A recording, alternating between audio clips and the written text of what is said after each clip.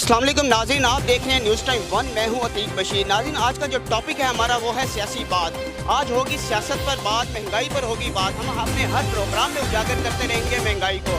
Petrol की जो कीमतें दिन ब दिन बढ़ती जा रही हैं उस पर भी होगी बात। आज कश्मीर इलेक्शन पर भी होगी बात। आज सियालकोट के इलेक्शन पर भी होगी बात। हमारे साथ जो गेस्ट मौजूद होंगे वो है यासीन कुरैशी साहब, और उसके साथ हमारे साथ जो गेस्ट मौजूद होंगे वो हैं माजिद मसूद साहब। आज हम इनसे बात करेंगे महंगाई पर, और जो सियालकोट का इलेक्शन हुआ है उसके हवाले से, कश्मीर के इलेक्शन के हवाले से भी होगी उनसे बात। आज हम बात करेंगे जो पेट्रोल की कीमतें हैं वो रोज़ ब रोज़ दिन ब दिन बढ़ती जा रही हैं। उसके साथ साथ महंगाई भी जो है ना आसमान को छूती जा रही है। आज हम बात करेंगे यासीन कुरैशी साहब से कि गवर्नमेंट क्या कर रही है, क्या हिकमत अमली तैयार कर रही है। गरीब आदमी पिसता जा रहा है, इसके लिए क्या हिकमत अमली तैयार की जा रही है। हर रोज़ नई कीमत एक सुनने को मिलती है कि पेट्रोल की नई कीमत आ रही है। एक गरीब आदमी 118 रुपये लीटर पेट्रोल कैसे अफोर्ड कर सकता है। ये 70 की दहाई में वापस लेके जाना चाह रहे हैं गरीब आदमी को, साइकिल पे वो लाना चाह रहे हैं। गरीब आदमी जब एक मोटरसाइकिल खरीदता है वो किस्तों पे एक मोटरसाइकिल को लेता है, उसकी किस्तें उतारे, पेट्रोल डलवाए, वो क्या करे।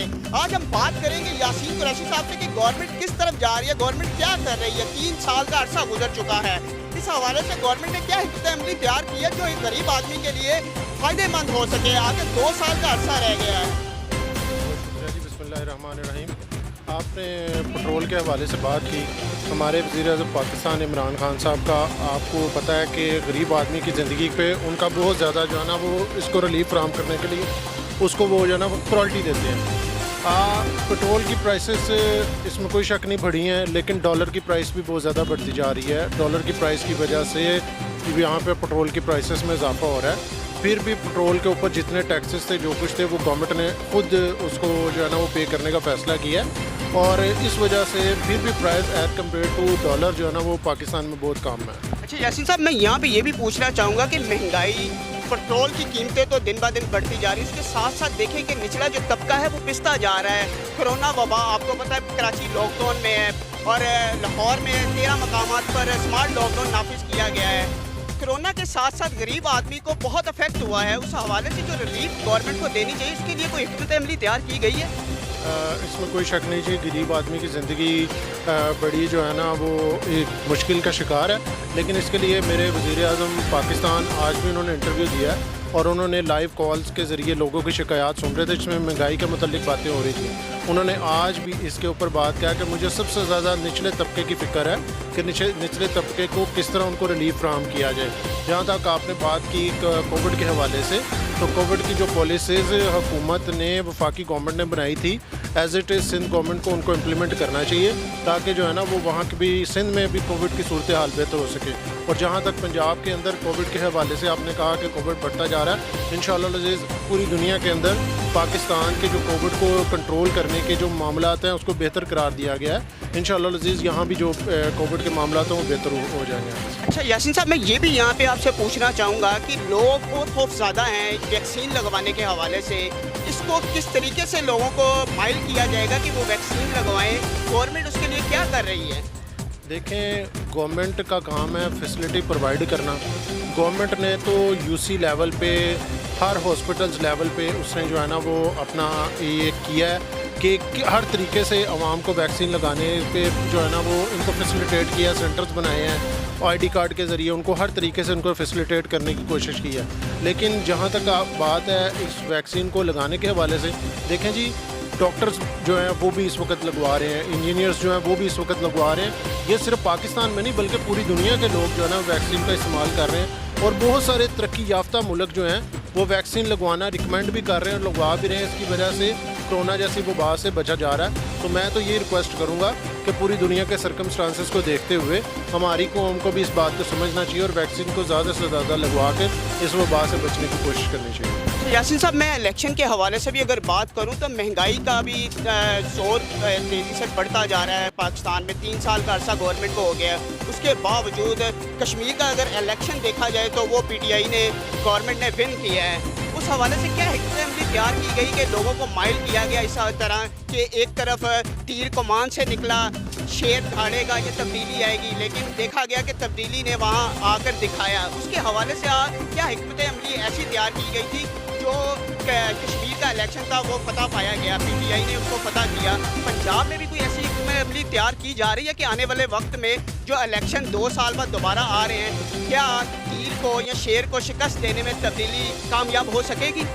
इंशाअल्लाह अज़ीज़, आज भी प्राइम मिनिस्टर पाकिस्तान ने कहा है कि कश्मीर के अंदर हालांकि केयर टेकर गवर्नमेंट जो है ना वो इलेक्शन करवाती है, लेकिन कश्मीर के अंदर जो इलेक्शन हुए हैं वो मौजूदा हुकूमत ने इलेक्शन को जो है ना मैनेज किया है, पूरा इलेक्शन उन्होंने मैनेज किया है। इसके बावजूद अल्हम्दुलिल्लाह अवाम में जो तब्दीली है वो आपको नज़र आ रही है, चाहे वो सियालकोट का इलेक्शन हो, चाहे वो कश्मीर का इलेक्शन हो।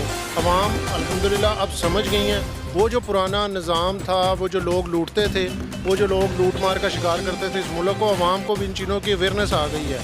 तो अल्हम्दुलिल्लाह आप सिर्फ इस चीज़ से अंदाज़ा लगा लें कि पाकिस्तान के अंदर इस दफ़ा सियाहती मकामात पे बहुत ज़्यादा पाकिस्तान के लोगों ने तफरीही मकामात पे का रुख किया है और जो है ना लोग फैसिलिटेट हो रहे हैं। तो अल्हम्दुलिल्लाह पाकिस्तान में बड़ा अच्छा माहौल है और जहाँ तक इलेक्शन की बात है इंशाअल्लाह पाकिस्तान तरीके इंसाफ क्लीन स्वीप करेगी पूरे पाकिस्तान। अच्छा, अगर बात कीजिए सियालकोट के इलेक्शन की, तो उस हवाले से अता तारड़ का भी मैं बयान सुना था। वो कहते हैं कि पूरी मशीनरी और पूरा जोर लगाया गया इसको जीतने के लिए। इसकी बात में कितनी सदाकत है, कितनी सच्चाई है, इस हवाले से आप क्या कहेंगे? देखें जी, अता तारड़ साहब की जो बात है उस पर तो मैं क्या कमेंट करूं, वो तो उन्होंने अपनी बात की खुद ही जो एक्सक्यूज़ भी कर लिया उसके ऊपर और वो सज़ा भी मुतय्यन करने के लिए तैयार हैं। तो कहते हैं जो सज़ा के मैं भुगतने के लिए तैयार हूँ। तो असल जो मैं आपकी बात काट रहा हूँ कि गवर्नमेंट ने ये या जो टीम मेंबरान है उन्होंने ये तय कर लिया कि अता तारड़ का जो नया नाम है वो क्या रखा जाएगा? नहीं जी, वो इंशाल्लाह जो हमारे उस्मान भाई हैं उन्होंने जो उनका कहा था इंशाल्लाह वही तजवीज़ करेंगे इस हवाले से।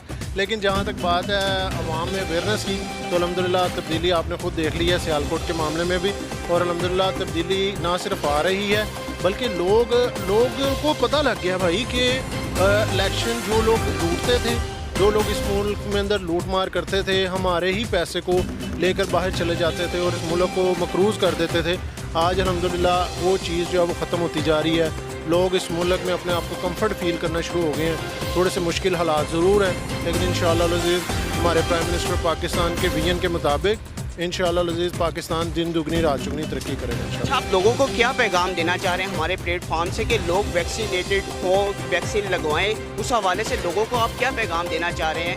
आप ऐसा पैगाम एक हमारे प्लेटफॉर्म से जारी कर सकते हैं कि लोगों को इस चीज़ की अवेयरनेस आए कि वो वैक्सीन लगवाएं। देखें जी, मैं सिर्फ लोगों को ये बात कह देना चाहता हूँ कि चाइना एक पूरी दुनिया के अंदर एक तरक्की याफ्ती मुल्क में बहुत ज़्यादा तेज़ी से आगे बढ़ता चला जा रहा है। उस मुल्क के अंदर जब कोविड जैसी बीमारी आई तो उस मुल्क में कैसे कितनी अमवात हुई, कितना उन लोगों ने इस चीज़ को जो है वो नुकसानात उठाए।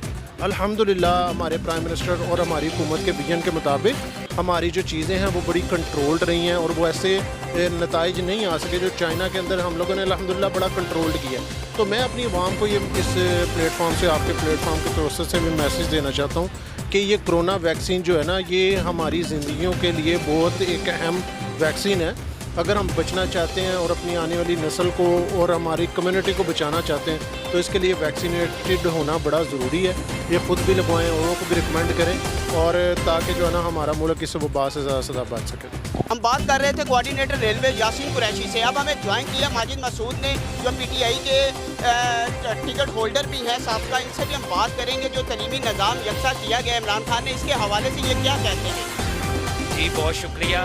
सबसे पहले पाकिस्तान तहरीक इंसाफ को जीत मुबारक। उसके बाद 2006 में मैंने ज्वाइन किया था पीटीआई को, इमरान खान के नज़रिए को, और ज्वाइनिंग की सबसे जो बड़ी बात थी वो यही थी कि यकसा तलीमी निज़ाम, यकसा तलीमी निज़ाम पे खान साहब जब भी बात करते थे वो बात बिल्कुल दिल पे लगती थी, वो ऐसा शऊर था। और आज अल्हम्दुलिल्लाह इसके लिए मैं तमाम पीटीआई टाइगर्स को मुबारकबाद दूंगा कि ये हमारे जो बुनियादी 3 स्लोगन्स थे जिनमें से एक यकसा तलीमी निज़ाम था, आज अल्हम्दुलिल्लाह इम्प्लीमेंट हो गया है। अब गरीब और अमीर का बच्चा वही सिलेबस पढ़ेगा, उसी स्कूल में इंशाअल्लाह ताला वही सिलेबस पढ़ेगा जो एक अमीर का बच्चा पढ़ रहा है। OA लेवल का फ़र्क ख़त्म हो गया है इंशाअल्लाह ताला। ये 80% हमारी कामयाबी है।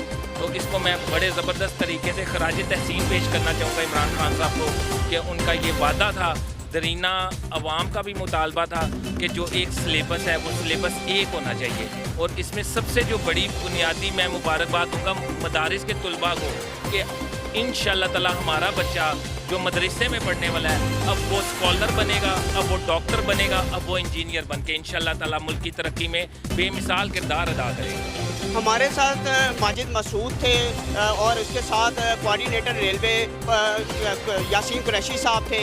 आप हमारे प्रोग्राम का फीडबैक हमें ज़रूर देते जाइएगा। अल्लाह ने